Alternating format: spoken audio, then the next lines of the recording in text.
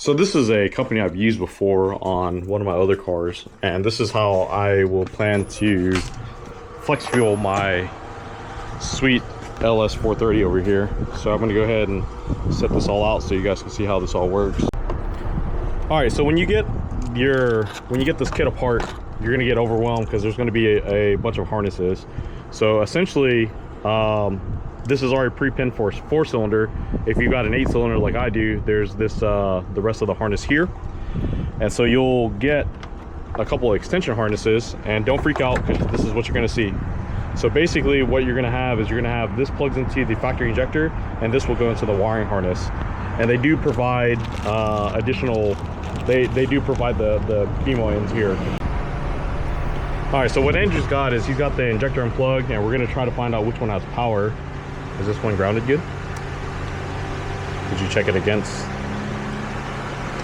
All right, so we got power there. Go ahead. Nope. Move to the other one.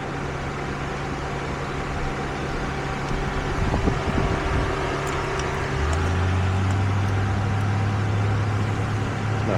Move to the other one. Strange. Yeah. Well, this is not getting power while started up. Because it's not started up. So we weren't able to get power with key on, but that's fine. So another easy way of doing it is just looking at the injectors, and you'll see that on the injectors there's going to be one common wire between the two.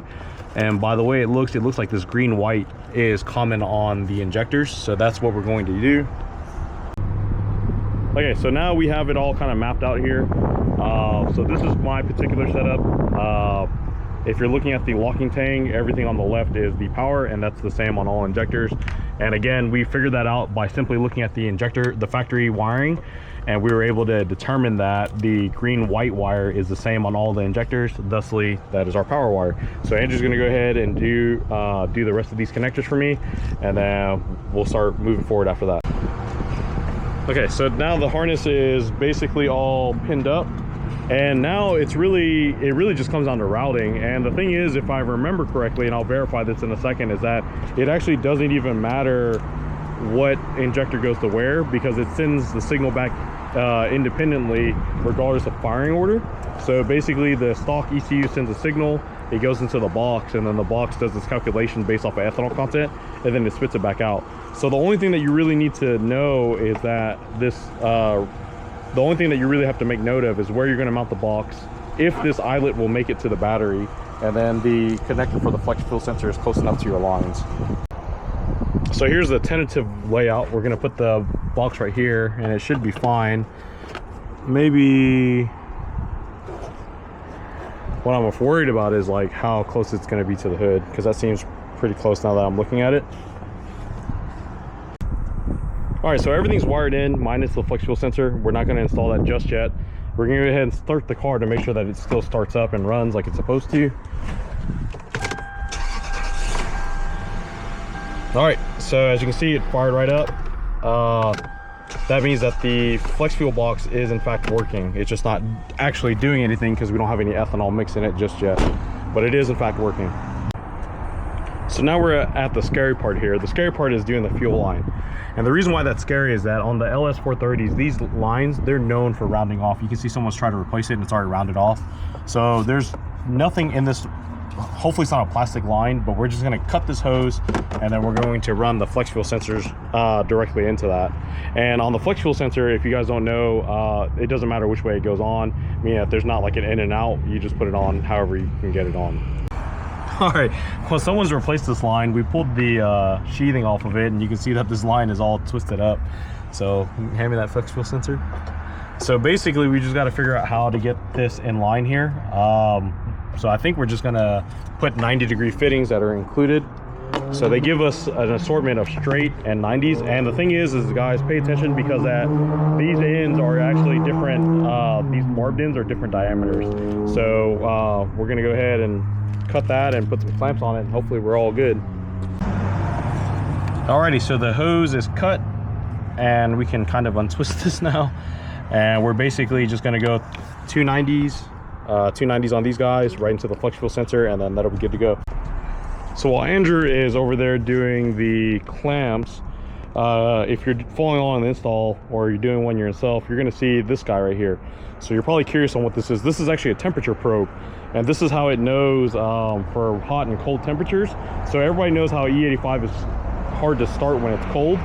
This guy is how it looks at it. I don't know if there's like a timer on it where it looks at first cranking or how it works. I'm not too sure, but I do know that they want this exposed somewhere, but away from extreme heat. So you don't want this like next to your headers or anything like that. So I'm going to run mine and probably tuck it in along here. Now, if you're wondering about the module, where it ended up, we actually threw it underneath here. So a couple clips here, and we were able to get it to squeeze down there, and it's nice and secure. And then I'm just gonna go ahead and tuck this line here. And while Andrew's wrapping that up, the next thing is that we will get the flex fuel sensor plugged in mechanically. We'll start the car up, make sure we don't have any fuel leaks, and then we'll download the app and get it all set up. All right, off camera, we checked it to make sure that it was not, didn't have a fuel leak, which it didn't. So this is the app here, and right away it paired, which is really cool.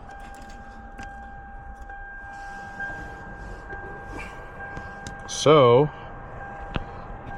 but yeah, so it paired. It's reading 85% ethanol, which is definitely not right here. But you can see that there's a couple different, whoops. Okay, we don't want that. There's a couple different driving modes here. Hopefully you guys can see that. But there's economy, dynamic, and sport. This is an LS430, so we don't really care about that. There's startup modes here. And then you actually have a couple overviews of just overall of what the car's doing here. So pretty interesting stuff here. And what we'll do here in a minute is we'll actually start the car up, because obviously this isn't 85% ethanol. Okay, got everything installed. So after the car started up, you can see that the blue icon here tells us it's in startup mode. And look at that. Ethanol content is down to 10. Even shows our RPMs. Shows our injector duty cycle as well. So pretty cool stuff. So what's going to happen now is that we're going to, I'll drive it around, get the rest of the pump gas out of it, or maybe I'll just top it off with ethanol. I don't know.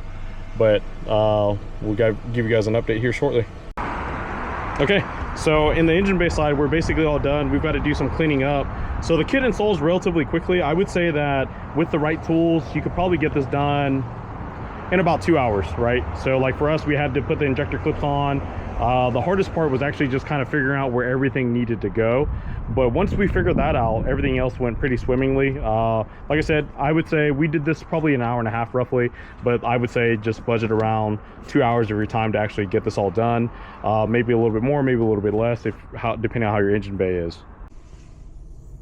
All right, so I'm at my local gas station here with ethanol. So ethanol currently is $1.52, whereas 87 is $2.15. I put premium in this car, not that it really matters, I don't think.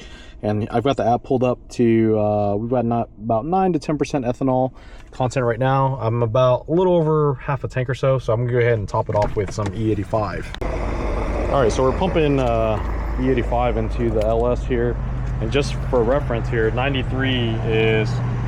A few moments later. 275, 276 for a gallon of 93, and this car does run on premium, or it's supposed to. But yeah, so we're gonna go ahead and fill it up now. And as you can see, yes, we know that I'm gonna get less miles per gallon on ethanol, but the sheer fact is that it's like $1.20 less a gallon. So I think there's a lot of cost savings in that in terms of it. So we'll go ahead and top it off, and we'll see what we get, see how many gallons we put in it. We're currently at 4 gallons, so let's see where we're at. All right, so we got about 9 gallons of ethanol in the tank. We'll go back in and check the app. I don't have a lot of high hopes. I doubt that it's changed very much, but let's find out here shortly. All right, so the app still says E10. Again, no surprise there. So I'm gonna go ahead and drive it around here and just see what happens when it changes. So ethanol content has jumped up to about E40 or so, and that's only been within a few minutes of driving. So I'm going to drive it home. Once I get home, I'll check the actual overall ethanol content again, but E45 is already there and it's still climbing. And so we'll know. I'll update back here in the next 10 minutes or so. All right, so I just arrived home and our ethanol content actually came down to E37 is where it settled at, but the car runs totally fine. Like, it idles smooth, doesn't miss a beat, runs like it's supposed to. Now again, I want to mention to you guys that I've actually used this kit before on one of my other daily drivers over the years, so I have full faith in this. I know how it works, but I know it's also not very well documented, because eFlex Fuel is a smaller company and they're awesome to work with. But like I said, I just wanted to put this out there, and plus I was kind of bored and I wanted to do something to my Lexus anyways. So anyways, so E36, E37 car runs totally fine, as you can see. And you know, I'll get the ethanol content a little bit higher, and then we'll make a part 2 of this video.